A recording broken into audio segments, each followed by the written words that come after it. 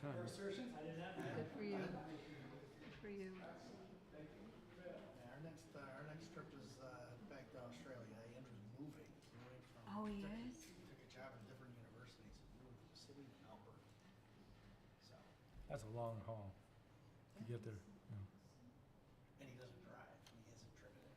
So, So, You're ready? Yeah, pull it, push it up.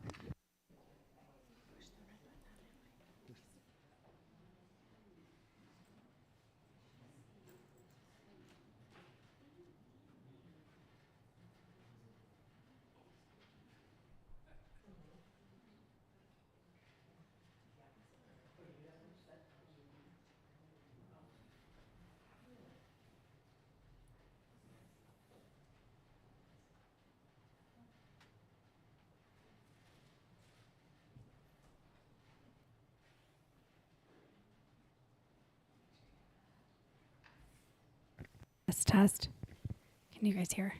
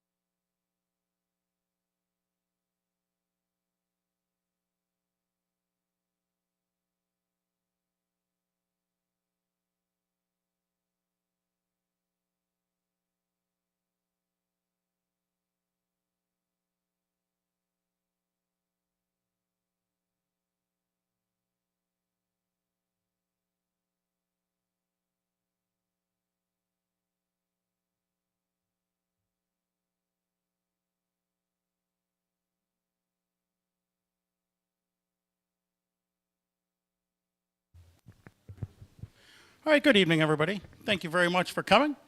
I am Kevin Spire, Genoa Township Supervisor. We have Kelly Van Marter, our Township Manager, and we have Amy Ruthig, our Planning Director, here to help us tonight. And in the back, we have Rick Susi, one of our trustees, and Marianne McCreary from the Planning Commission. So I recognize a lot of you. I don't recognize everybody. Thank you very much for coming. And here we just have another one of our trustees, Candy Hovarder, has just walked in. So good to see Candy. Wonderful idea, that came together here just to try to answer questions that people always have. We see them on social media. Why? Why did this happen? Why did that happen?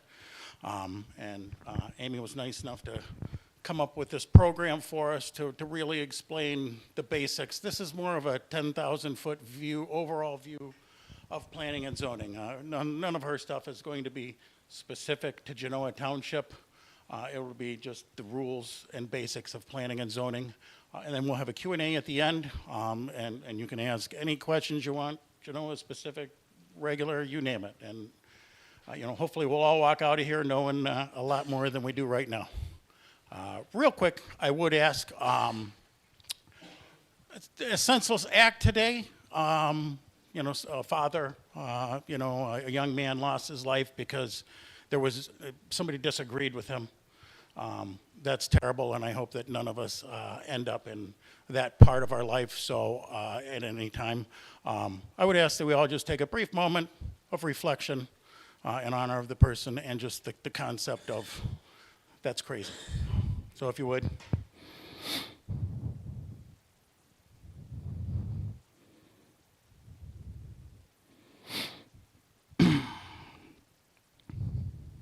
Okay, thank you very much. I guess without further ado, this is Amy Vanson. She's from the Michigan Association of Planning, and she is going to lead our program this evening. So I turn it over to her. Is it on? It's not on. Is it? Well, it went red. I got red. I've got a red. Oh, I have to be. Oh. Oh my, I've got to eat the mic. Okay, that's going to be. All right, well, we'll see how it goes, right? You guys will let me know if you can't hear me. Okay, everybody can hear me? All right. So thank you, Genoa Township, for asking us here. This is a training that we have talked about at the Michigan Association of Planning about. We thought it would be a really good thing to do, and Genoa Township, your intrepid leaders, asked us, do you have something like this? And I said, well, no, we have this and this and this instead. And Kelly said, no. We need something like this. And we have a lot of workshops at the Michigan Association of Planning. We have a whole slew of them, and that's what we do. We come out to communities, and we talk about planning and zoning.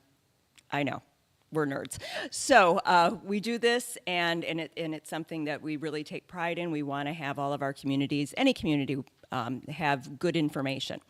This particular one is funded through the Michigan Economic Development Corporation's Redevelopment Ready Communities program. We had a grant with them, and we reached out to the Michigan Economic Development Corporation and said, hey, what do you think about the idea for this training? And they said, yes, do that. And so we did. And so this is the maiden voyage for it. So there's an evaluation at the back. Please fill that out. We want to know if you got the information that you needed, if you needed a little bit more of a deeper dive on something else. You know, we always are contemporizing and tweaking, shall we say, our presentations, and so we want to make sure that you got the information that you needed, okay? But when I had initially pitched Kelly, I said, well, we have a 4.5-hour training that we would really like to give, and she said, no. So it is, as your supervisor said, a 10,000-foot view, and I will give a shameless plug for our Planning and Zoning Essentials, the 4-hour one, for folks that really want to get into it. All right, now let's get started. Now I have notes. I tend to be a pacer, but apparently I cannot do that here, so I'm going to be throwing my notes on the floor. It's fine. I'll pick them up afterwards. All right, so we're with the Michigan Association of Planning. Our offices are in Ann Arbor. My name is Amy Vanson, and I am the Michigan Association of Planning's Director of Information and Programs. What is that? So I develop workshops like this, sometimes present on them. I also coordinate them for other communities. Tecumseh is going to be doing a site plan review workshop at the end of October, so I'm the coordinator for all of that. I also edit a magazine. You've got a couple of copies. I don't know if they're still there, that member communities get 6 times a year. So that is what I do. I started at MAP in 2017. Prior to coming to MAP, I worked in a small municipality outside of Metro Detroit for 20 years. And prior to that, did consulting around the state, all kinds of planning and zoning projects for a few years. And then prior to that, how did I get so old? Prior to that, I worked at a county planning agency in Lake County, Illinois, outside of Chicago. So that is what I bring to the table. All right, I'm going to tell you a little bit about the Michigan Association of Planning before we dig in, and we'll let people kind of trickle in. We have over 4,000 members across the state of Michigan. Genoa Township is a member community. Thank you, Genoa Township. We have been around since 1945, and we provide information, advocacy, and education to land use decision makers around the state. And we have been doing that. You can see on the screen all of the different members that we have. And again, thank you, Genoa Township, for being a member. You get that magazine. There's a copy of another magazine pictured, and you also get, as a member, you get discounts on workshops like this one. You also get discounts on conferences that we hold around the state, and you also get discounts on books and publications that we produce. All right, most of you got a copy of the PowerPoint slides. Either you got them online electronically earlier today, or you've got a paper one. If you want a paper one, there's plenty. It was supposed to be a 4-page cheat sheet, but there's so much information, it ended up becoming an 8-page cheat sheet on planning and zoning and development reviews, really cliff notes for you to help support and reinforce what I'm going to talk at you for an hour about. And also an evaluation, which I already mentioned. All right, this is what we're going to talk about today, and I've rehearsed this a few times, and depending upon how long I go, it's 60 to 70 minutes. We are going to have time afterwards. until 8. I won't walk out if somebody still has a question at 8:10. If you've got questions, I'm here to answer them. All right. Planning and zoning for everyone. Now we're going to get started. All right. So let's look at this quote. And now I do have to look at my notes. Sorry about that. All right. Let's look at this quote as a starting point. So, what do you want as a community? You might think about how you want your community to look or how you want it to function. And there are always some winners. You know, we've talked about this at the MAP office. There's always winners in every master plan. Vibrant downtown, beautiful parks, safe, clean streets. Everybody, who doesn't want that? Except when they don't, right? Who's ever heard these caveats? You know, downtown was a lot nicer before it got so popular, and now I can't find a place to park. And the beautiful parks are great, but you know, those Little League games are a little noisy. And, you know, people litter a lot, right? And I like safe, clean streets, but can we do something about all the people speeding? But don't spend money on traffic calming measures. And we also don't want the reputation of just being the kind of community that hands out traffic tickets. It can be a really thin, fine line to walk sometimes. So how do we walk that thin, fine line? And we're going to start here at the beginning. A simple way of looking at the development process is to consider these 4 steps that are on the screen. So you've got your community values, right? And we all have our own values, but as a community, you come together and you say, okay, these are the things we can agree on. And that's going to inform a community vision. And that's going to serve as a basis for your master plan or your comprehensive plan. And the master plan is the legal foundation for your zoning ordinance. And within the zoning ordinance, there are standards that get adopted. It's a law. There are laws just like the rest of the zoning ordinance. That those standards are what your development, when a development comes in and wants to be approved, you're going to judge that development against those standards. And each of these steps involves feedback, engagement with the community, different kinds of engagement because it's different. Each one of these steps is different. But if you do things right, fingers crossed, right, it should result in development that reflects the community's values. All right. Next chapter. What is planning? Indeed, what is planning? All right, so cities have been planned for thousands of years, right? They weren't done through zoning and site plan review. You had pharaoh's decrees and, you know, emperors and whatnot. But they were planned, nonetheless. Planning as a profession really came out of the public health concerns at the end of the 1800s, so clean air, water, tuberculosis, whatnot, were really the driving force behind planned communities. And laws requiring planning came out of this progressive era of reform. And so did construction codes and fire codes and health codes. In Michigan, prior to 2008, there were 3 different planning enabling acts. There was one for cities and villages, one for counties, and one for townships. And in 2008, a unified act that kind of morphed and sort of Play-Doh'd and updated these older laws was adopted. The Michigan Planning Enabling Act, it enables local units of government to plan, and it describes the planning commission, who can be a planning commissioner, how long their terms are. It also dictates what a master plan is, what it has to include, the process for adopting it, and along with the master plan, it actually has some other duties that planning commissioners are supposed to do. The act is only 14 pages long. It's not a long act, so if you're interested in reading it, you know, Google's amazing now. You can find this stuff really easily. And it really provides a framework for local government and counties in some instances to plan. Oop, got crazy there. All right, so who's responsible for planning? So there are 2 groups mostly in charge of planning in a community. You may have other boards and committees that are doing their own planning, and I'll talk about that on the next slide. But for a master plan or a comprehensive plan, these are really your main players in a community. The legislative body, which in your case is the township board, they appoint the planning commissioners, and they also set the budget for all things, including whether you can afford a new or updated master plan, and also what the development review fees are going to be. So that is the township board's sort of role in this.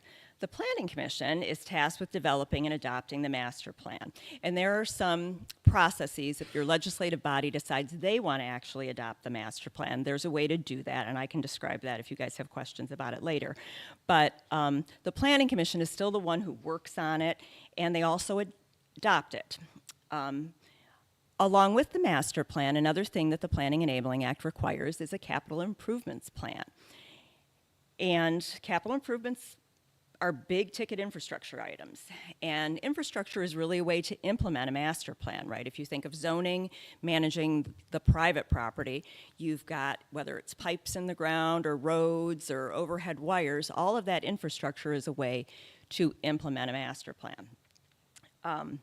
So the legislative body is the one that ultimately ends up adopting the CIP, but if the legislative body if they want to do the CIP a different way, they can, but by default, the Planning Commission is the one that is in charge of the capital improvement plan as well. Oop, there we go. So I mentioned on the last slide, there may be other boards and committees that are doing their own planning. So Parks and Recreation usually does a plan. You might have a Downtown Development Authority. If you have one of those, they're required to do a downtown plan.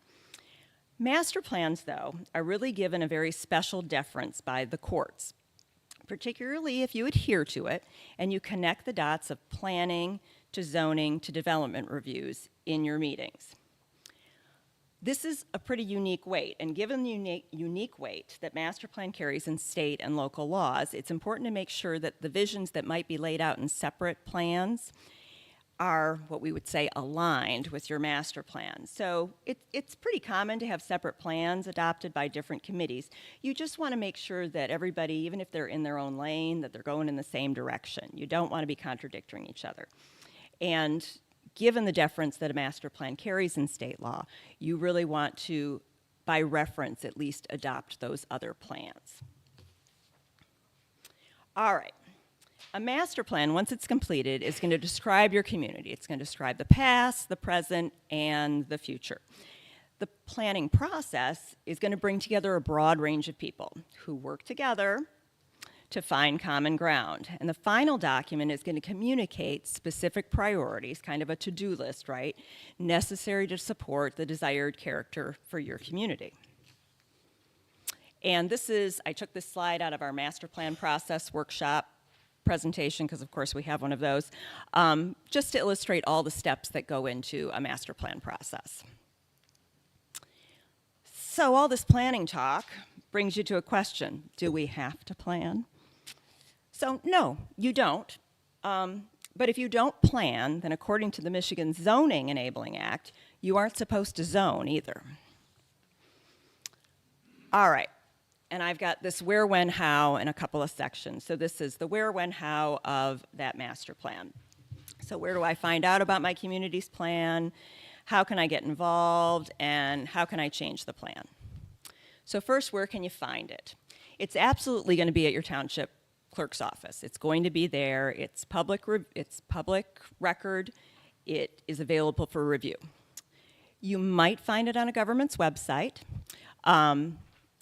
If, depending upon what community you end up living in, you might find that they maybe don't have the resources to put it online.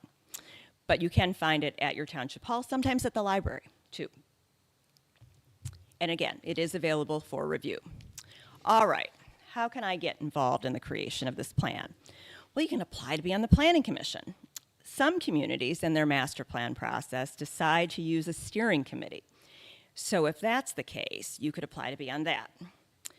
Some communities, particularly those with neighborhoods that may have been left out historically, they hire ambassadors.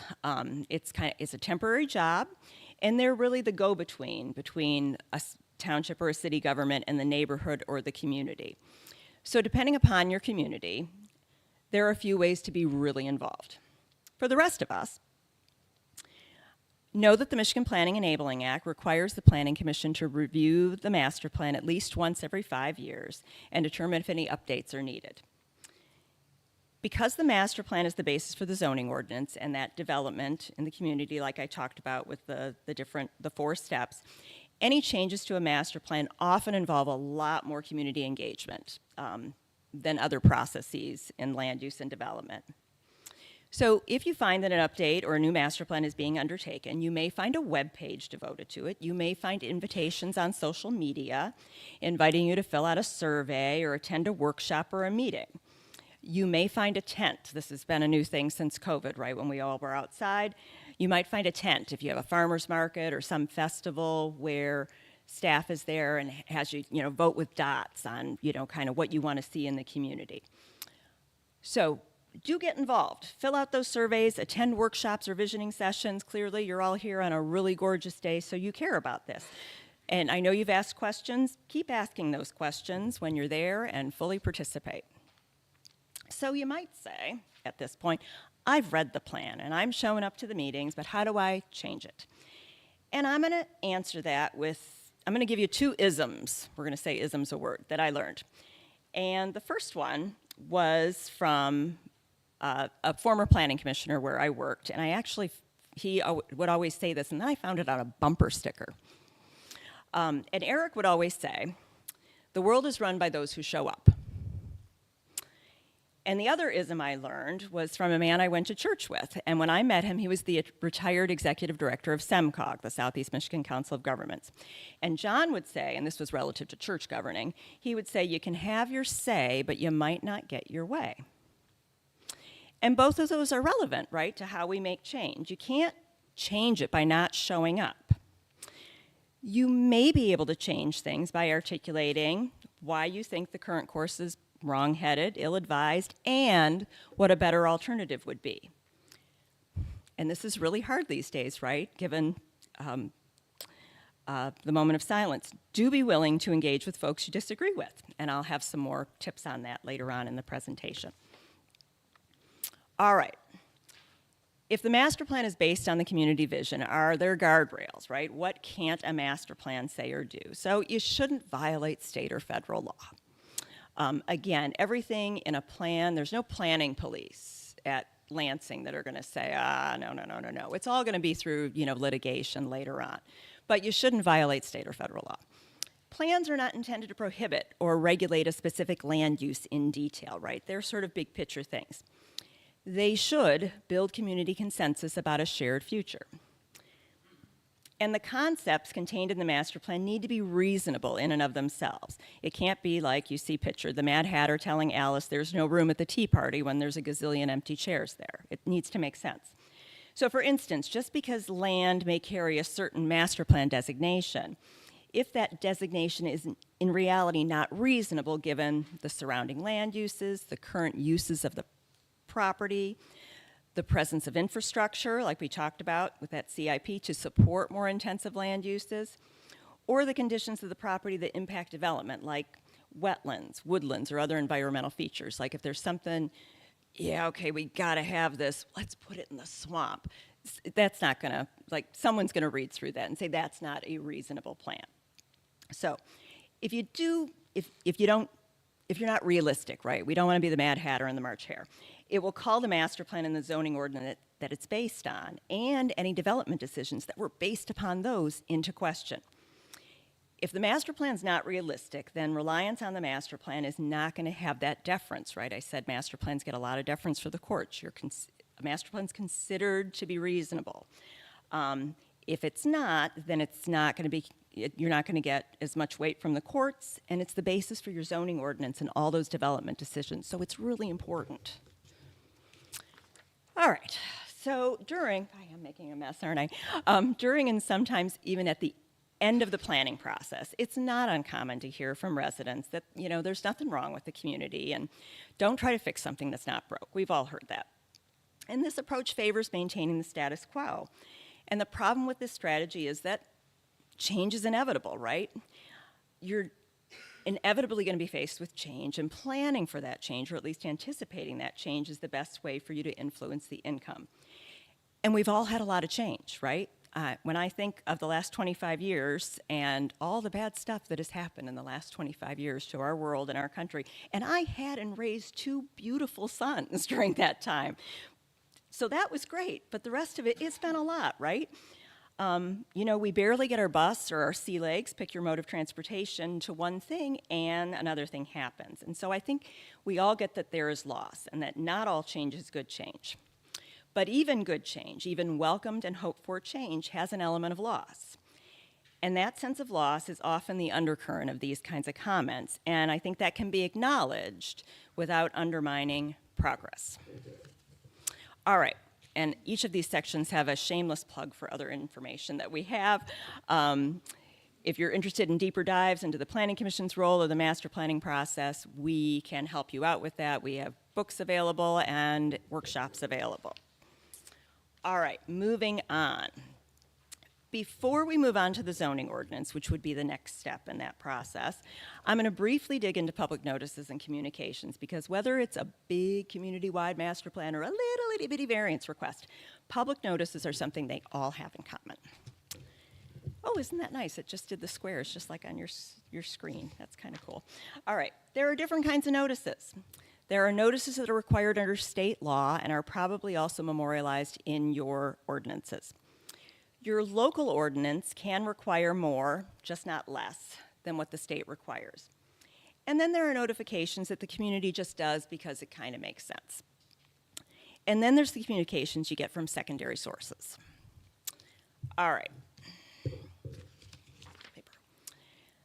So this slide shows what types of actions require a public hearing, and notice under state law and what that minimally entails. The Planning Enabling Act requires just one public hearing, which means a notice in the local paper, before a master plan is adopted. And we haven't gotten to zoning ordinances yet, but we will. And I want you to know that state law, the Zoning Enabling Act in that case, requires just one public hearing before the ordinances change, which isn't a whole lot, is it? For changes involving a particular piece of property or properties, the Michigan Zoning Enabling Act requires what you see on your screen. And I know we haven't gotten to all of these items, special land use, planned unit development, variances, and so forth, but I want you to keep this in mind when we get to the development review section later on in the presentation. A hearing is more expensive than a meeting, and I'll talk about meetings in a minute, and I did have a note here somewhere. So all hearings are meetings, but not all meetings are hearings. So with a hearing, it's going to be more expensive. A public notice in the newspaper is expensive. Mailing postcards or letters to everyone within 300 feet is a lot of postage. And there's the time to write the notice, print the notice, and mail the notice. And that's not to say I'm anti-public hearing. That is a fact, that it's expensive. All right, there we go. Other meetings that are not hearings have their own sets of rules. Posted means placed on a bulletin board at the local government buildings and on the government's website. And the Open Meetings Act has very specific requirements on where it's supposed to go on the website. And then there are things that you could require under local ordinance that are in addition to that. And some communities do that. So certain communities, Ann Arbor, requires developers to have meetings with the surrounding neighbors for really big projects. Other communities, City of Southfield, requires that a sign be installed on any land where a rezoning is being requested. So that is something you can always do more than. In addition to those minimum requirements, a community may decide to post on social media as a custom, or pre-social media, maybe there was a theater with an old marquee and meetings got posted there. It's not required, it just is kind of custom, might be a policy, might just be a past practice. And people come to expect it, it's nice. What can get tricky is trying to keep up, when all of these new apps were coming up and you had different platforms and different sites and you got it on Facebook, but then people start looking on Snapchat and you're trying to do this and Instagram and whatever.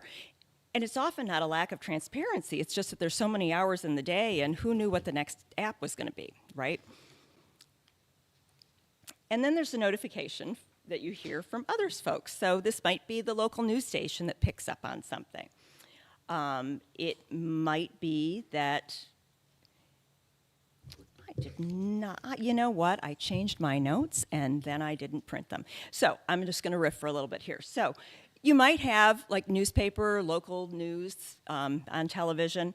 They may pick up on something and they're journalists. They have sort of a higher standard than just somebody posting something on their Facebook page. I think we all get that. But I will say, sometimes I've had reporters, maybe they should have written 3 more sentences in their newspaper article, and it caused me a lot of grief. So, journalists, better, but if you are concerned about something that you read in the paper or saw on television, absolutely go talk to these nice people. That is what they're here for. They want to hear what they want to explain it. They want to make sure that it is correct, right? And they can't help it after it's been printed or put up on TV. So that's one kind of notification. The next kind are, what you see on a Facebook page. And this is my neighborhood's Facebook page. You get somebody that puts on it, this is what I heard while I was in line at Starbucks or at the Township Hall. Maybe, I'm not saying they, intend to cause things to go awry, but, you just don't know.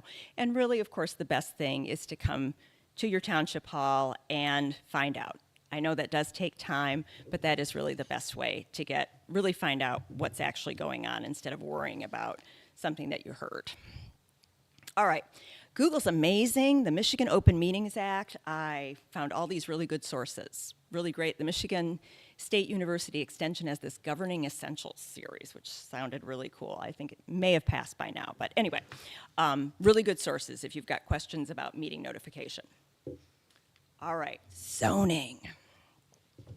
This is probably my thickest section here. All right, what is zoning? So before zoning, people had to sue each other. So, my neighbor, for example, decides to open a slaughterhouse next door to me, right? And it's kind of a nuisance to me. Well, I would have had to sue them before zoning. I would have had to prove that that cottage slaughterhouse next door to my home is actually causing me a nuisance. Lawsuits are expensive and they're cumbersome. So zoning gets invented, at least in the United States. I did not do anything worldwide to see who else came up with it. But zoning is first invented, in 1916. New York City is the first one that adopts it. And they adopted zoning laws to regulate the amount of light and air in a tenement. Remember, we talked about, public health concerns. In 1926, so 10 years later, the case of the village of Euclid, Ohio versus Ambler Realty came before the U.S. Supreme Court. And the Supreme Court found in a 6-3 decision that zoning was a valid exercise of the village's police power. So zoning takes the burden of me needing to sue my neighbor who decided to open that cottage slaughterhouse and says, so here's the thing, you can't have a slaughterhouse in a residential district. And it makes the township or the city or the village, they're the ones that are then saying you are breaking the law rather than it just being a civil suit. All right. Zoning is a really big, thick book and a map. And hopefully, if used correctly, it is going to get you the kind of projects that your community wants. So it's a book and a map, but so is a master plan. So how are they different? Well, this shows how they're different and how they relate to each other. The zoning ordinance needs to be based upon a plan, but the plan is not law. The zoning ordinance is law. In Michigan, the state enables municipalities to zone, and just like that Planning Enabling Act, there were 3 separate zoning enabling acts, and in 2006, they were combined into a single enabling act for local governments. And these are all the things that are enumerated in the Michigan Zoning Enabling Act. Today, we are going to briefly cover the first 4. And again, if you are interested in a deeper dive into all of these things, the Zoning Enabling Act is 23 pages long, so it's not very long. And you can also attend that 4.5-hour workshop I told you about, Planning and Zoning Essentials. We have a webinar, and we also have one in Frankenmuth, and we hold those in March. All right, who's responsible for zoning? And these are all the folks who touch zoning in a community, and you can see they all have a different role. So do you have to zone? No. You don't have to zone, but then it's going to be like the land before zoning, where all property nuisance issues are handled through civil suits. Again, lawsuits are expensive, cumbersome, and zoning does give you some assurances that you wouldn't have otherwise. This slide shows what a zoning ordinance typically includes, and your ordinance may be in a different order, but it probably has most of these elements in it. It's a big, thick book, and it's filled with rules that development has to follow. And there are also other laws and ordinances that are related to zoning but are not zoning. And some of these are optional, and some of these are not. So, for instance, if you have a historic district, your historic district would have an ordinance with different rules. But a community is not mandated to have a historic district. On the other hand, a community is required to adhere to Barrier-Free Americans with Disabilities Act or construction codes. So, zoning's pretty powerful, but it is limited. So it does a lot of things, but it can't do all things. And again, it can't violate state or federal law. In some cases, the state actually preempts certain uses. So, and there's a really long list. Michigan State University Extension did a really thorough dive into this, and I'll just give you some for instances. So, local zoning can't regulate pipelines that are regulated by the Michigan Public Service Commission. Local zoning can't regulate railroads. Local zoning can't regulate state prisons and public correctional facilities, but local zoning can regulate private ones. So many more. What else can't zoning do? So a community needs to be careful when drafting a zoning ordinance not to exclude a particular use of property from the entire municipality. Totally prohibiting the establishment of land use where it is possible to locate that use in the community and there is a demonstrated need for that land use in the community or the surrounding area can result in an exclusionary zoning claim against the community. Again, generally zoning ordinances are presumed to be reasonable and constitutional. Local units of government get the benefit of the doubt from the courts. But again, we talked about that. If the zoning ordinance or decision is based upon an up-to-date master plan, this is going to provide further evidence of the reasonableness of the zoning ordinance or the zoning decision. So what else can a zoning ordinance do? How many of something is not something zoning can do? That's up to our free market. In some instances, it's been argued, because of course it was litigated, welcome to America, that some uses can be a certain distance from a school.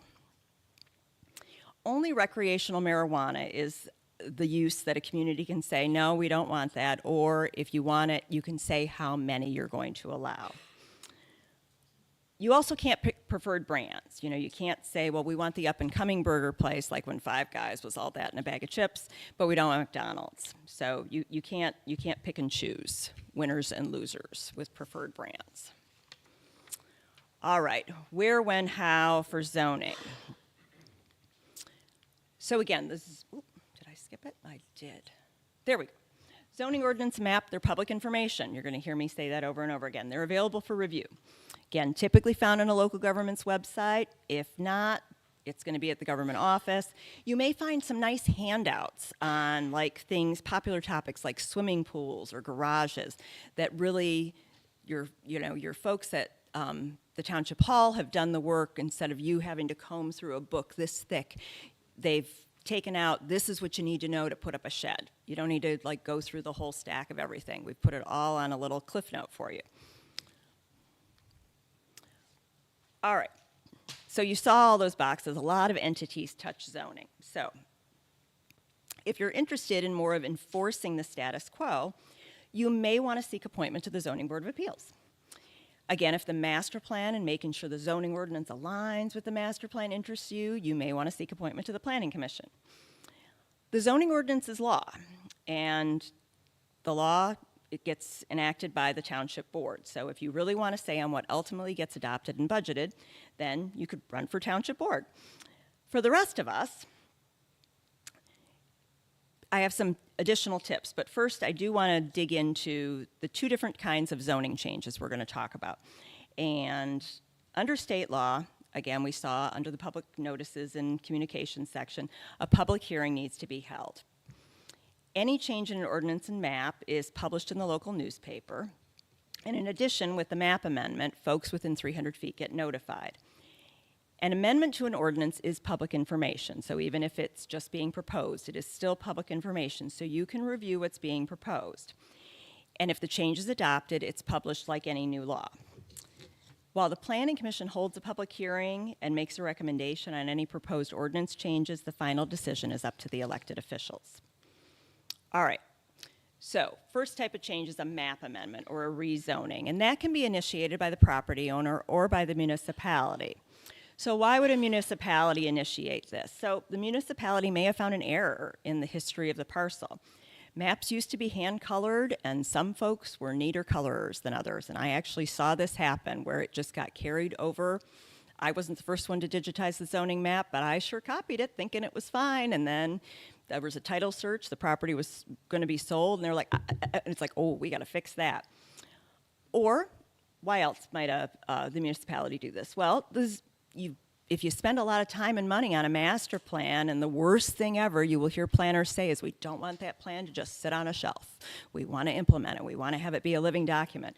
So the community may start by rezoning some properties. All right, so those are the two instances for that. Why might a property owner want to rezone the land? Well, they probably want to develop something different than what the current zoning allows. So if you aren't on the Planning Commission of the Township Board and you find out about a proposed change, you're going to need to do a little bit of research. If it isn't clear from the notice, because again, it's a letter, right, or a postcard, you got to find out for yourself. And I know it sounds counterintuitive, but don't hold your questions until the public hearing. The public hearing is really for the decision makers or the recommenders to hear what you have to say. It is much better, and it's going to cause less sleepless nights if you go to the township hall and say, this is what I saw on Facebook, what's going on with this? And you've got a staff that would be happy to answer the questions on what exactly is being proposed and conversely what is not. And then you'll have your answers, right? You might not like it, but you'll know for sure what's being proposed, and you can kind of noodle on it, and you can either send an email or write a letter or go to the public hearing and tell the recommenders or the decision makers what your opinion is on it. And that goes for the rezonings and the next slide, which is text amendments. So I do want to say with map amendments, though, there are standards that are adopted by the legislative body. They're in the zoning ordinance, right? They're laws. Lost my train of thought. So often the standards, and I don't know what Genoa's are, but often the standards involve what the master plan recommends for a parcel. So that might be one standard. Another standard when considering a rezoning might be if there's infrastructure available, and if it would have an adverse effect on the abutting parcels. And it is possible to have something be the right thing but at the wrong time. These standards are adopted, and there's something that the Planning Commission and the legislative body are obligated to follow. They're laws. We want our folks to follow laws. If you are concerned that the standards are not adequate, then that is something to suggest, and that would be a text amendment, right? Because that's changing how we do things. I'm going to talk about standards in our second to last chapter, decision making. Standards are really important, so just keep a pin in that. Finally, if you have received a notice about a rezoning, understand that they're not going to send a second notice saying this is what we decided to do. All right. I have had people ask me that. It's like, no, we don't do that. All right, so a text amendment is changing the ordinance language, right? It might be a standard, it might be how close a deck can be to a property line, whatever. It can be suggested by a citizen, but it really is initiated by the municipality, typically staff or a consultant. Often, it's to update the ordinance to address a new use or technology. So cell towers were once the new thing, and everyone was scrambling to figure out standards for that. And 5 years ago, it was marijuana dispensaries. So there's always something new coming out. When I started in this business in the mid-90s, you could tell that video arcades had been a thing. Like there were special ordinances, and you could tell when they had been adopted, because that was the new thing back in 1982. So it might be a new technology or a new use. There might be a new law, like the Religious Land Use and Institutionalized Persons Act, for instance. That's a federal law, and that was something that the Fed said you need to do things differently, and it really required local municipalities to treat religious assembly and secular assembly the same. Prior to that, you would find like Elks Clubs or fraternal organizations were allowed in like the business district, let's say, and places of worship were allowed as a special land use in the residential district. And the federal government said, no, you need to treat it all the same. So a lot of ordinances got amended at that time. Why else might you update your text amendments or your ordinance? So you may have spent 2 years developing a master plan, and again, we don't want that plan to sit on a shelf. So you start implementing it by updating the ordinance. Again, if you're not on the Planning Commission or the Township Board, text amendments, they're going to be posted if there's something being proposed. Again, if it's not clear, because again, it's hard to get all the information onto a single piece of paper or 2 pieces of paper. Find out for yourself exactly what is being considered and conversely what's not. You've got your community staff. They would love to answer your questions. And then you can go to the public hearing and confidently say, I think that's a terrible idea, or yes, I like that idea. And you can kind of noodle on it and think about it and know what's what. All right. Lots of information out there on zoning. We've got a deep dive nerd out presentation on the zoning ordinance. We've also got special recorded topics on nonconformities, 2 hours on nonconformities. Parking, which is only like 15 minutes. Home occupations and housing. We have a zoning reform toolkit. It's available online for free on our website.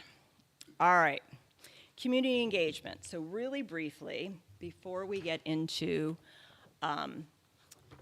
development reviews, I just want to talk really briefly about community engagement because I know you're going to be redoing or updating your master plan. And public notices, which we talked about earlier, are really the legal minimum for engagement. And they're not really engaging, right? It's like you're just being told what is going to get talked about. But it is part of a wide spectrum of community engagement that is possible. Wide spectrum, there you go, you've got a chart. So when a community asks for feedback on a proposed decision, know that your staff and your leaders are kind of looking at it along this continuum. So from informed, which is basically a boil water alert, right? Or the road is closed. We're not discussing that, it just is what it is. So that's a press release, right? To consult, which is what most of the meetings I've been talking about are, all the way to collaborate, which is probably more what you'll see with a master plan, where it's, you know, a workshop, and this is what we heard you say, and this is how we're going to change it, and it's more of an exchange, and you're really building something together. All the way to empower, which is what we do on Election Day.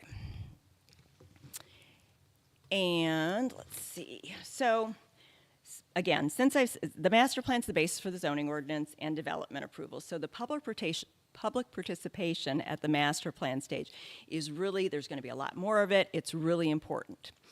The more people you involve at the master plan stage and really figuring out what you want the community to be,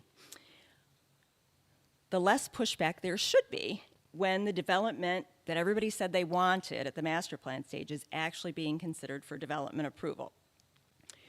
We very much encourage communities to involve lots of people beyond those that, you know, you guys are all here on a really beautiful day, but there's other folks, right, that care about their community too, and for whatever reason, they're not here, but we really encourage folks to involve as many people as possible in all kinds of ways. But know that being more proactive at the planning stages, it's going to cost money. That engagement costs money, but hopefully it will save costs in terms of time and money at the development review stage. And I know this says stakeholder. I was just reading something that's jargon, and I'm going to need to change this to people. So redevelopment-ready communities have a requirement that a community engage with, we'll say people, because that's what stakeholders are, not normally at the table. Public sector decisions they're required to serve the community as a whole, and that means seeking input from all corners of it. So again, this is something, how does the representation of the folks in the room compare with the whole community? You know, do you hear from some groups more often than others? And, you know, and I'm not talking just demographic characteristics, like renters, for example, right? They are often very much underrepresented in planning conversations despite being a frequent topic of that conversation. I don't know how it goes in Genoa, but most communities, you know, you hear about renters, but they're not in the room. Again, every community's got diversity, and every community has in-groups and out-groups. So it may make for a shorter meeting to hear from only like-minded people, but it's not necessarily going to lead to better projects or investments. So again, those hard to engage folks who are not participating, they've got their own reasons, they're busy, they're not interested in this planning stuff, they don't think it does any good, or they've figured out some other things. know that your leaders are going to be looking at ways to get them involved as well. And it might be going to where they're at, right? We talked about the farmer's market or an art fair or whatever, and engaging with folks that aren't all of you, who really are very, very interested in this. All right, and of course, we have more information on community engagement. All right, I am going to take a quick drink. So we're going to dig into the different kinds of development project reviews. How am I doing time-wise? I'm going to keep talking. Good. I guess you guys will leave when, she went long. She didn't practice hard enough. All right. So many types of development reviews. Look at all of these boxes.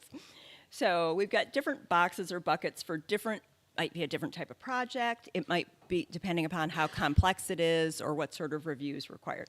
So we've got, by permit, which would be like a deck on a house, right? Which, gets reviewed by, your building department in Livingston County, all the way to, pick your most complex project. Regardless of the complexity, there are a few things that they all have in common. And number one is they all have non-discretionary standards in common. And I'm going to talk more about standards. Remember, I said they're really, really important. But know that no matter how simple or how complex, all of these developments, they all have non-discretionary standards. Some will also have discretionary standards, which are a little, eye of the beholder kind of thing. So they all have non-discretionary standards, like that deck. There's not discretion with that. It's like it's either legal or it's not. The second thing that they all have in common is that no matter who the final approval is for all of these things, you have got staff that's writing a report on that. They're reviewing the application. They've looked at it to see if it should even go to the meeting, right? So it's being reviewed whether or not a project meets the standards that are in your zoning ordinance. And here are some typical examples of by permit, site plan review, special land use, and so forth. In general, the more complex the project, the more boxes that development is going to touch. And again, they're all going to end up with the by permit at the end. That's the third thing that they all have in common, is at the end of this, somebody's got to get a building permit to build it. So they're all going to have that as well. So let me give you an example. So let's go in the Wayback Machine to 1977, and I'm going to build a mall. And so I apply for a site plan review. And staff reviews the site plan and notices that the mall actually needs a variance. So I start off at site plan, but then I got to go over to variance. And I get my variance because I prove a practical difficulty. And now I can go back to the site plan review because now the site plan's legal. It's gotten its variance. And then once it gets approved, I still have to get a permit. So lots of boxes. All right. Who gets to approve this stuff? Do we get to decide? So, well, it depends. I've got this little green starburst shape over the ones that the state dictates.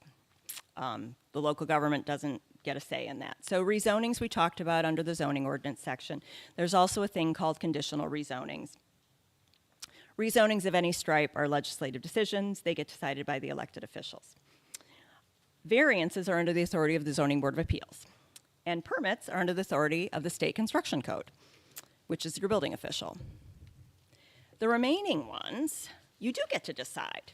So site plan review, special land use, planned unit development, they're up to the community to decide who's going to recommend, who's the final say, and that review and approval process and deciding who gets the final say would be written in your zoning ordinance. The whole process and the standards are going to be written into your zoning ordinance and become law. So how would you know about them? Well, we talked about public notices, right, and public meetings and how that gets posted. Here's where you might go to find out about them. Again, agendas for meetings, not hearings, are posted 18 hours prior to the meeting according to the Open Meetings Act. And this is how you'd find out about them. If you own property and or live and or have a business within 300 feet of any of these requests, you would receive notice. And again, it might be a letter or it might be a postcard. And it might not be clear because, you can only fit so much space. So then you go to your township hall and you find out what's going on with this. Well, even if you do find out, can you change? How can you change a development review? And again, it depends. So there are adopted standards for all of these. The standards are part of the zoning ordinance, and so the decision maker, they're obligated to follow the law. So under the by permit box, so let's say, you know, my neighbor's putting up a deck or a sign, and it's legal, but I don't like it. I don't get to have a say in that, right? Because it's legal. And we did things, if I'm putting up a deck and I'm following the law, I don't want just my neighbor, who I don't like anyway, to say something about my deck. That's not nice, right? They don't get to, they're not the boss of me. So it depends, right? So you've got, by permit, it's difficult, right? Because they are just non-discretionary standards. It either is okay or it's not.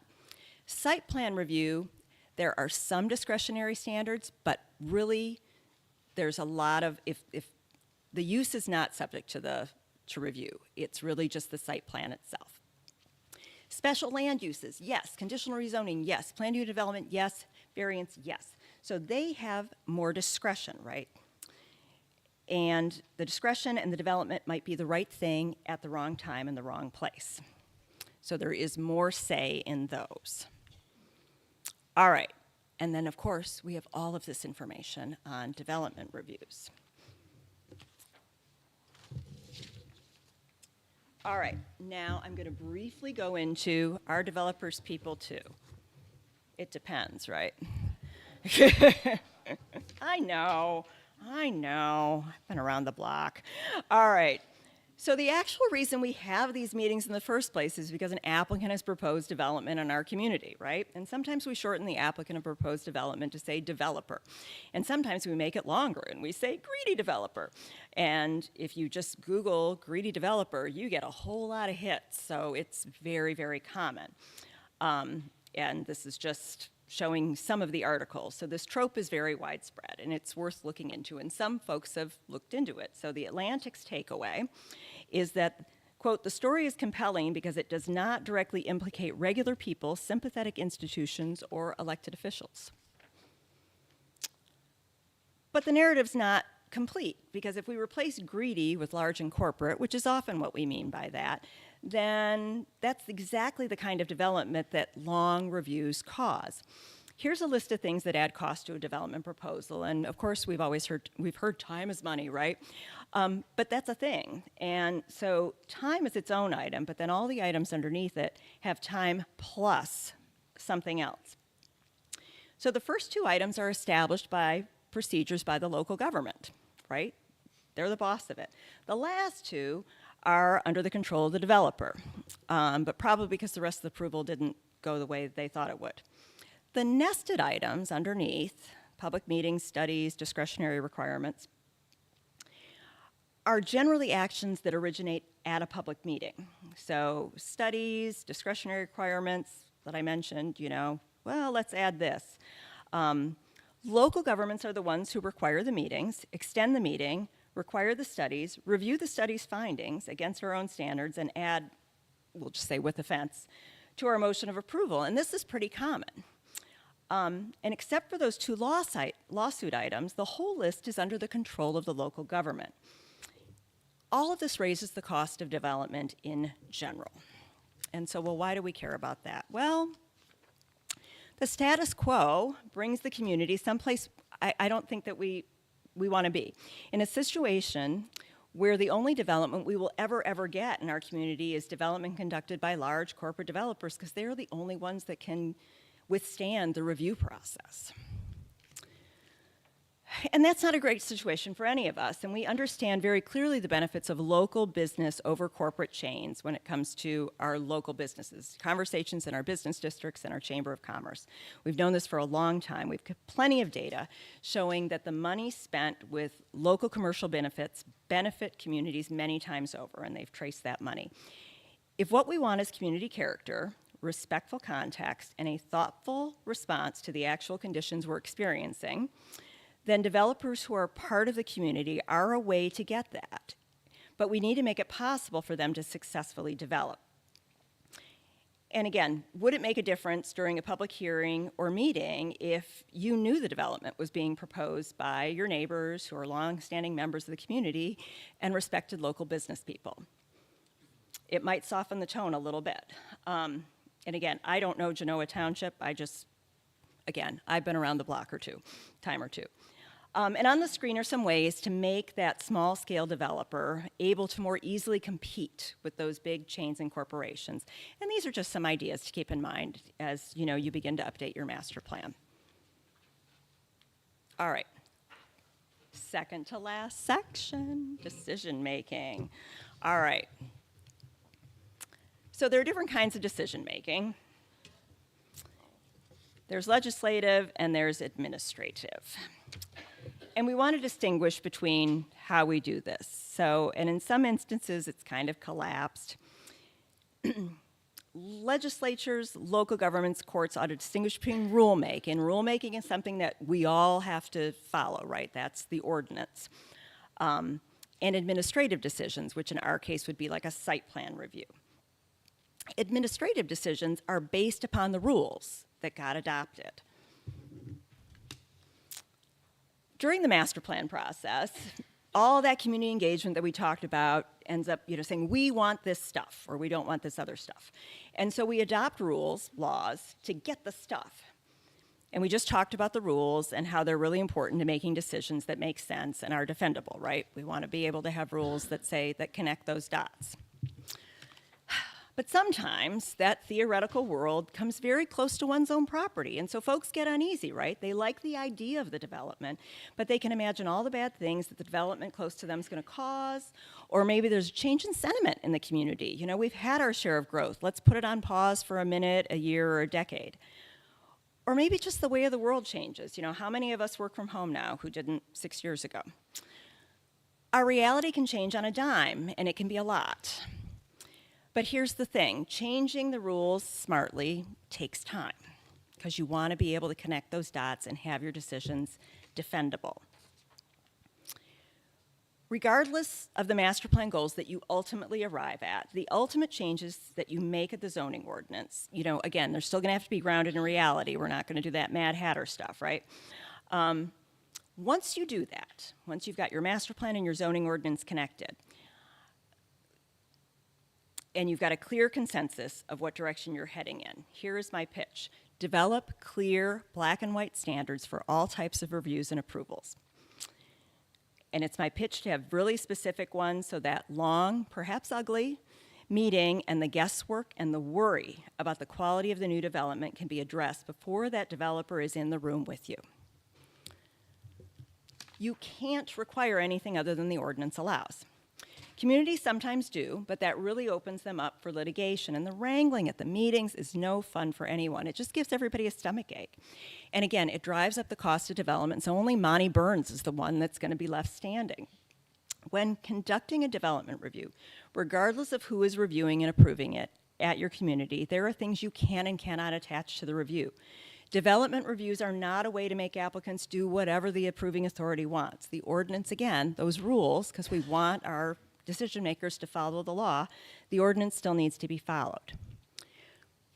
But you can put all of your wants into standards and make sure that they are followed each and every time.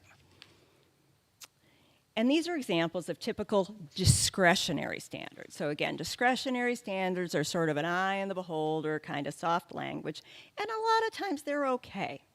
But non-discretionary standards are way better. And I'm going to tell you why. Non-discretionary standards are really a way to make that, pick your precious metal, gold, platinum, diamond standard, a standard that is in black and white and not subject to change or negotiation. And I'm going to pick on one. I'm going to pick on compatibility with surrounding uses to show what I mean by gold, platinum, diamond standard. So discretionary, and you've got non-discretionary on the screen. And for some reason, there we go. I'm going to eventually get these pieces of paper apart. There we go. So this requires you to really think about what you're trying to get at with those discretionary standards. And on this slide, I dreamed up a few non-discretionary standards that might get at that compatibility with surrounding uses. There could be others. There could be a whole lot of others.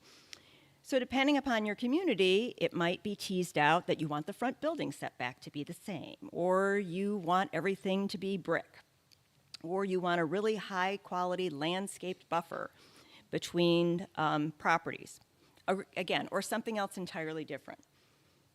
You need to have these hard discussions in advance, in this case of what compatibility with surrounding uses means. And this is hard, right? It's hard to tease all of that apart.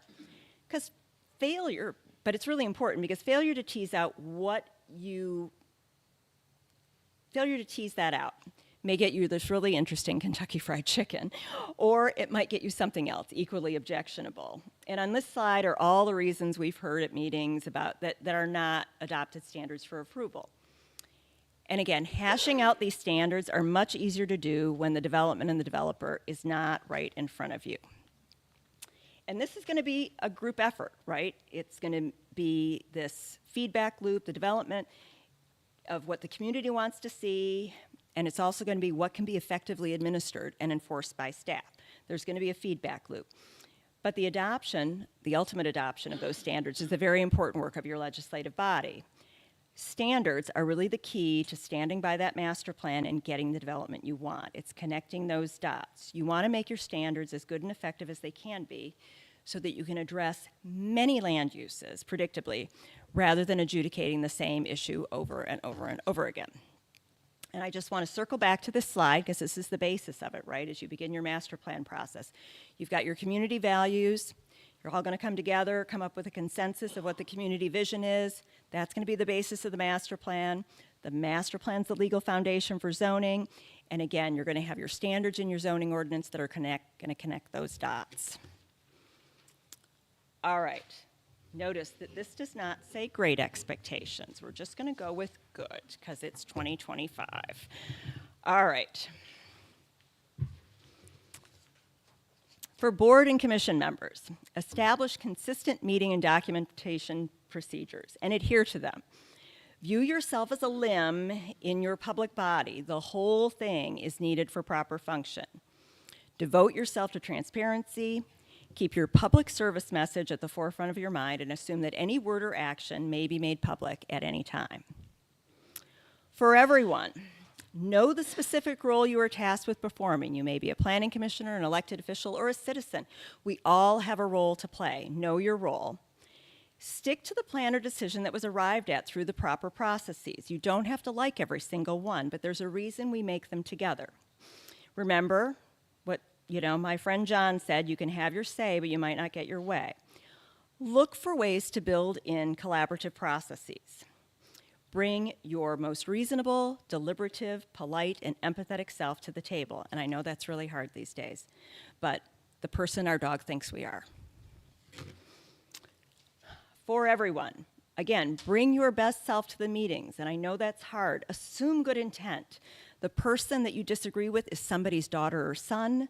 They may be someone's mom or dad. They also may have a dog who thinks they're wonderful. Participate meaningfully in that master plan and zoning ordinance process, right? You need to show up, attend those sessions, ask questions, and be a good, responsible ambassador for those who weren't there, for those folks that, I'm not going to do it. Talk to your neighbors, your fellow parents, parishioners, soccer moms, pickleball players, what have you, dog walkers, about the importance of the plan or the ordinance. And finally, planning takes time and perseverance. Master plans are typically 20-year plans. Where was anybody 20 years ago? Know that this is going to be an iterative process. And I want to thank you for your time and your attention.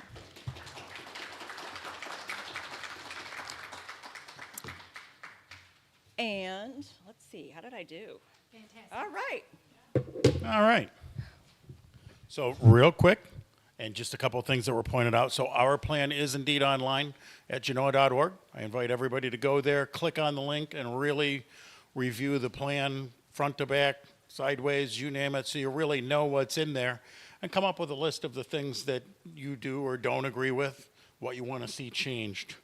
There is also a link on the website to the master plan review that Giffords will be putting up, not real active yet. As soon as our survey questions and stuff get done, that link will become much more active. always check the socials to see what it is. We're going to put it out there every time something is coming up at another meeting, the survey's done, all that kind of stuff. So of course, you know, large participation is what we want. That will justify changes that we do as being a valid change from what was planned before, if such a thing is desired. And we are actually amending our ordinance to require signage for proposed. Oh, okay. It's definitely zoning changes and special land use. Any other? It's also site condominium. Okay. Oh, okay. So there won't have to ask on next door what's going on at here, what's going on in there. We're requiring a 4x8 sign for all of the major redoing projects going on. I guess real quick, I'm sure I'll just ask one real quick to kind of get it started. If you could dig into when it is okay to say no to a rezoning that the master plan technically had. I know there's some very specific instances that must be met. Well, you're going to want to follow your standards. So whatever your standards are, that is what was duly adopted by maybe not these elected officials, but elected officials adopted them, and so it's law. So you're going to look at your standards and judge it on whether it meets that. So it might be, and again, I'm just dreaming stuff up, it might be that the master plan says, well, we're going to rezone it from ag to commercial, but maybe the road hasn't been widened yet, and that would be unreasonable. It might be that they want to rezone it all by itself and it's surrounded by ag, and the developer says, well, I'll bring all the pipes and everything that way, and it's like, no. You might have other land available that is within an area that already has infrastructure and supports, and for whatever reason, they just didn't want to buy it. So you can also say, there's land available for this in another spot. So that might be another reason to say no. Does that help? Okay. Absolutely. So then, real quick, I'm just going to go ahead and open it up to the audience. Just raise your hand, and I will come to you and ask away. Kelly and Amy will jump in also for, Genoa-specific items. I'll cheat and kind of work my way out to the back, if you all don't mind. Do you have a question real quick? Okay.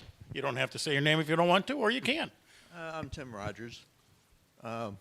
Question I've got is something you just mentioned, which is infrastructure. Yeah. Where I live, which isn't far from here, does not have sewers, and I'd like to keep it that way. But where do I find out if there's any plans to extend it? I live down off Chalice, and I think sewers locally go down Door Road and come from the west. In any case, how do I find out if there's any long-term or short-term plans to address that? Good question. There is a section in our master plan that enumerates where utilities are available in the community, and we also use a tool in the master plan to establish growth boundaries. So we have a growth boundary set up where there is planned utilities, and then areas not within the growth boundary are not planned for utilities. So I need to go into the master plan and find that section. That is correct. We do not have plans to extend sewer. I mean, you don't have to go. I can answer it for you this evening. We do not have plans to expand sewer currently. It's like within 3-4 properties in my house where it turns the corner down here at Chalice and Door, and it seems close enough that somebody's going to at some point come in and say, yeah, maybe we should extend this. And not my idea of where to go, but that's a whole different Yeah. conversation. Yeah, so the system, the Oak Point system was put in, and it incorporates the Tri-Lakes area, right? When the Oak Point subdivision went in, there was a desire to try and get sanitary sewer around the lakes, around Crooked Lake, East and West Crooked Lake, and Round Lake, because it's healthier for the lake water. But that system is a very small, closed system that does not have room for expansion, and there are no plans for expansion. You're welcome. Okay, no, that's fine. I'm going to kind of work my way back so I can get some exercise. So, Very good. Amy, you had mentioned capital improvements as a way to implement a master plan. Could you elaborate on that? So I'm a city girl, so I do tend to like default to, you know, a community that was built in the 1920s. So they are. I mean, if you don't have pipes in the ground, as Kelly just said, if you don't have the pipes in the ground, it doesn't make sense to extend. You're not going to have more intensive development. You're not going to have that shopping mall without storm sewer, sanitary sewer, and water. So that is a way to implement it. If you wanted to have the development, say, over here, and again, I don't know Genoa Township, but if you wanted to have it, say, if you have a unincorporated, I know some communities have sort of a historic, unincorporated, what had been the center, you know, and you really want to concentrate it and build up a place there, right? Even if it's, you know, just a couple of blocks, that's going to be your place. That might be where you would want to concentrate infrastructure in those locations. Where you want to see development and where you don't want to see development, you don't have it. Okay, you're welcome. Okay, next. I saw a hand back here. Still get the question? Absolutely. Amy, thank you for what your organization does. You guys always do a great job. Could you talk for the folks that this is a recording and for the people in the room, a PUD? What is some of the flexibility that is in the interest of the township in PUDs? So a PUD, a planned unit development, and we do have a very short, again, shameless plug here, recorded session on that. That is available on our website. I think it's like $10 if you want to watch it. So a planned unit development is something that is allowed under the Zoning Enabling Act. And it is a way, prior to the state allowing conditional rezoning, a planned unit development is a way to tie that site plan and that use together. And so, for instance, and I'll talk about, I will get to the answer. So with a rezoning, if you've got somebody that says, I need this rezone and I am going to put this amazing Trader Joe's up here, swear to God, that's what I'm going to do. And they may intend to do that, and it gets rezoned, and then the Trader Joe's guy dies, whatever, he's a liar, who knows, stuff happens, right? And then you end up with, you know, and again, we can't pick winners and losers, right? You may end up with something that's not as foxy as a Trader Joe's, right? It might be something, and I'm not going to get sued for defamation. So anyway, it might pick your like less foxy retail establishment. But because it's zoned that way, you can't pick the use, right? And if the site plan complies, the site plan complies, and we can't pick brands. A planned unit development is a way that if you wanted to have, we'll pick on Trader Joe's, if you wanted to have that Trader Joe's for sure go in there, because you don't want the other thing going in, they can do a planned unit development that ties that rezoning to that specific site plan and that use, and it puts it all together in a big contract document. Now, usually, because this guy's getting his approval all at once, again, picking on Trader Joe's, the Trader Joe's needs to say, well, why should we not have you go through these proper channels, right? Why wouldn't we, as a community, want to do the rezoning and then the site plan and have it all at bits and pieces? So a planned unit development says, well, we're going to relax some of our requirements, but you have to do certain things as well. And a lot of times, a community will have, and again, I don't know what Genoa's is, you'll have like a list of 7 things. And if the proposed development gets 4 out of the 7, then it can be moved forward. Because really, you want to have a very high quality development if you're like allowing, let's say, the Trader Joe's to be little bit closer to the property line, or if you're going to have the Trader Joe's really just needs to be a lot taller than everything else. I mean, again, I'm just making things up here. But usually a planned unit development, it's kind of a give and take.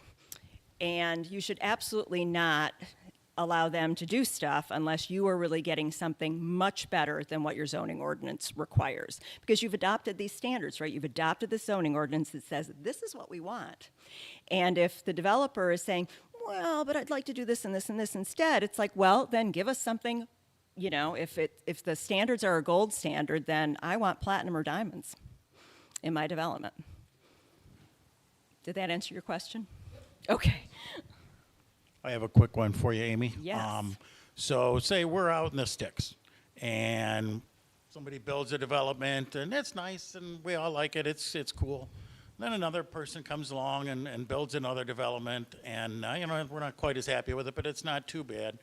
And now the third guy comes in, or gal, and wants to build their development, and now the roads are going to be just a little too crowded. Are we allowed to make them pay for the road improvements with their new development? I don't think you can. That's a legal question, and I am not an attorney. And again, my city girl hat is showing, so where all of the roads were built in the 1930s. I don't think you can. I don't think that there's, and that's something that the courts have said. You know, I was talking with our executive director about, you know, townships and, you know, growth and you know, there's such a deference to property rights in the state of Michigan, which we all like when it's our property, right? But when it's not, and, you know, we'd like to sort of have a little more control as a community over what things are going on, it can be really difficult. And that really is going to involve the courts making different decisions or maybe different laws being adopted at the state level, not at the local level at all. So I don't think you can, but I would talk with your township attorney about that. I'm thinking you know the answer to that, and you just wanted to hear me. Okay. If our esteemed manager would like to chime in real quick. I Thank you, can, because Kelly. that's a comment we hear a Thank you, lot. So Kelly. I think that's what generated the question. And that scenario is exactly what we have here in our county, right? We have a cumulative traffic issue. It wasn't your subdivision that caused the problem. It wasn't your subdivision that caused the problem. It's all of the development that's happened here that's caused the problem.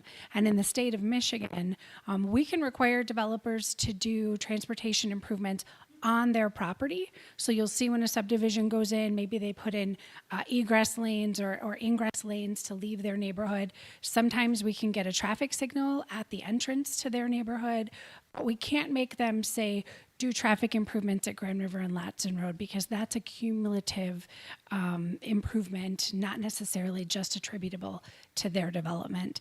And so it's a state law issue. There are other states that allow for communities to sort of look at the regional impact of development. And Florida has this great concept of developments of regional impact, where you have to put money into a fund that then communities can use later on to say, hey, we need a traffic signal here now, or we need to widen this road. Michigan doesn't have that yet, and it's a state law that needs to change in order to make that happen. Yep. Illinois had, when I worked in Illinois, they had impact fees. And so every subdivision, and the county actually reviewed site plans in Illinois, and they had impact fees. And so we had a formula, again, it was adopted, you know, by the county. And when a subdivision came in, you had a recreational impact fee, you had a school impact fee. And when I came to work in Michigan, and I'm originally from Michigan, but I didn't practice, and I remember talking with a township attorney and saying, so I noticed you don't have impact fees. He says, oh, yeah, no, that's not a thing in Michigan. And I said, really? And he says, nope, the idea is the taxes pay for it. The taxes are what's doing it. And I thought, oh, okay. You know, again, like Kelly said, that's not up to, you know, that's the state changing the law. Okay, thank you. There you go. So then, along those lines, if you're having multiple developments going in, the overlay concerns for water impact, traffic impact, is that something then that defaults to the county to manage? Like, it just seems to me that there has to be, you know, there are concerns beyond just, is this zoned for 1 acre sites and all of the other stuff that goes into it. So how does that interface work for management on a bigger level? So I'll say, just sort of as a larger issue, I think with a master plan similar to the infrastructure, and there being lines on where we're going to stop things and when we're not going to stop them. That all of that analysis is done as part of a master plan, and they're going to look at, okay, what should be the policies that we go. I think again, it's accumulative. And so to say that, no, we're done, we've had enough growth this year, this decade, whatever, we're all done, that is something that again, the property owner, I mean, if it's your property, you're like, well, but wait a minute, him too and her too, and what about me, right? I'll pay my taxes just like everybody else did. So I think that's like the fairness part of it, that zoning has to treat everybody the same. But I don't know the specifics, so I don't know. Did I do an okay job with that? I think so. And at least in Livingston County, we're not on like the city of Detroit's water supply system, right? We have pretty good control over municipal water and sewer and making sure that we're charging adequate fees so that infrastructure is well maintained and you're not running into issues with it. The issue really comes in when you're talking about the road system and the road network. And beyond the fact that we can't charge those impact fees, personally, I believe that the funding mechanisms for roads in the state of Michigan, at least as it trickles down to the local level, is really flawed. And we don't get that money that we need to make the improvements to offset the impacts from the traffic. And in Genoa Township, we don't even have any control over the roads. We either have county roads, MDOT-owned roads, or private roads. So we don't even have the ability to really do much with road systems or traffic problems because it's not within our jurisdiction or purview. What about water management? Because we're not on Muni Water, I mean, how does a master plan look underground to manage groundwater? Because I'm on a well, and I have I don't have a pretty deep well, but I know there's a lot of building going around me, the 55 site condos that are going in around Mount Brighton. That's going to impact my groundwater, which I'm not concerned about it. I'm just curious. How does hydrology management come into the master plan? Great question. And that is something that would get implemented through your zoning ordinance. So within our zoning ordinance, we actually have a requirement that for certain types of development over a certain threshold, you have to provide a hydrogeology study. So it's a requirement that developer, if it's up to a certain capacity, has to analyze that to make sure that those 55 wells aren't going to be a burden or cause an impact on the adjacent wells. I'm so sorry, but then is it up to the drain commissioner then to make sure that all of that stuff is making sense cohesively? The Livingston County Health Department in our jurisdiction has jurisdiction over wells and septic fields. So once that report is submitted to the township, we review it, the health department reviews it. If it's found to be sufficient, then the implementation of it is up to those other agencies. We have an engineer on staff who reviews the hydrogeologic studies, and then actually the director of MHOG is extremely qualified. He also reviews those and makes a recommendation that the board does follow. As to the question where he asked, can we say no sometimes? And then you're bringing up about the roads, and now that we've just found out that developers will not pay for adequate, extension of our road system. Is that a way we could say no if the roads by a development are not going to be sufficient?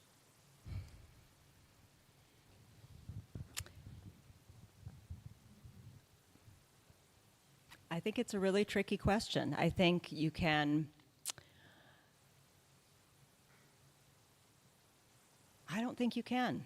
I don't think you can. I don't think you're going to be able to do that because, again, it's a cumulative effect, as your township manager said. And if you've got this person or this development and this development and this development, and there's already a road there, that's, again, and even with a city who does have control over their roads, there's an issue with that of like, well, how much traffic is they going to cause, and what are we going to do about this? And with the city, you don't even have room to widen it. It's just going to be more lights or additional traffic.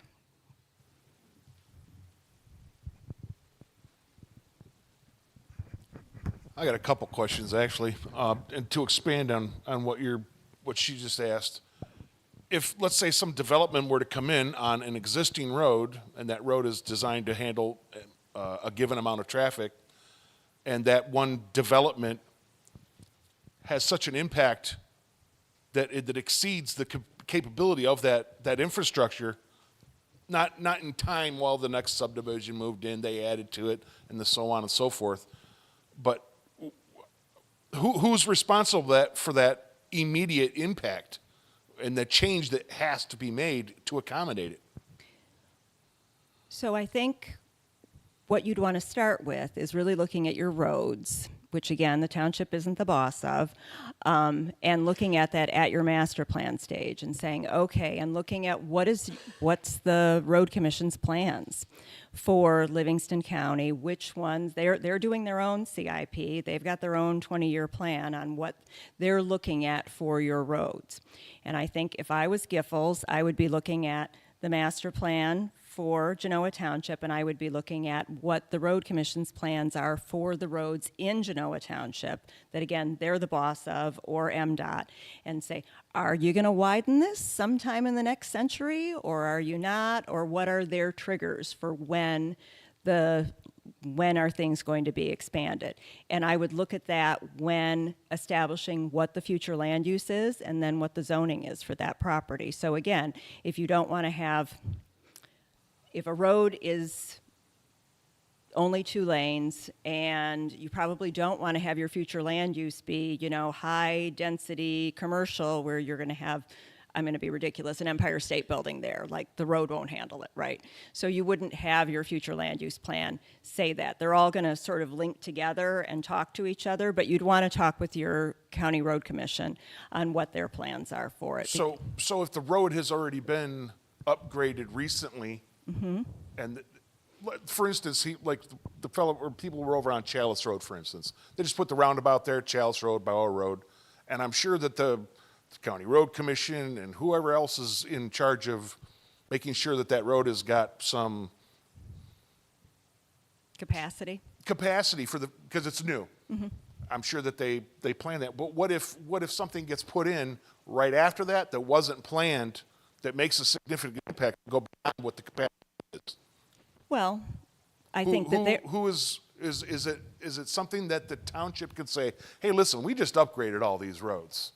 Now your development's coming in, so, and we've already paid for all these upgrades. Right. We had no plans on fixing this road or upgrading this road in the future because we just made this. Who's responsible, or can we say, listen, we don't want to do this. The infrastructure's not going to handle it. So I would, playing devil's advocate with you, sir, and I don't know you, but I'm going to play devil's advocate because that's my job here, and then I get to go home. I would say that if the county put that roundabout in and did all of that stuff, the road commission did all of that, they were probably looking at what the master plan called for and what the zoning ordinance called for, and looking at what the possible uses would be and what the capacity is going to be. Because again, I think they like to make things bigger than, and what we have found with roads is that as soon as like 696, when it was put in, it was supposed to, not be at capacity for another 50 years. And within 2 years, it was at capacity. I mean, that is just, like the water always wins things. That is just how traffic works and how drivers are. So I think that they were probably looking at that. I don't know these people at the road commission, at the Livingston County Road Commission, but I think they're looking at that sort of thing, and they're saying this is what the road needs to be.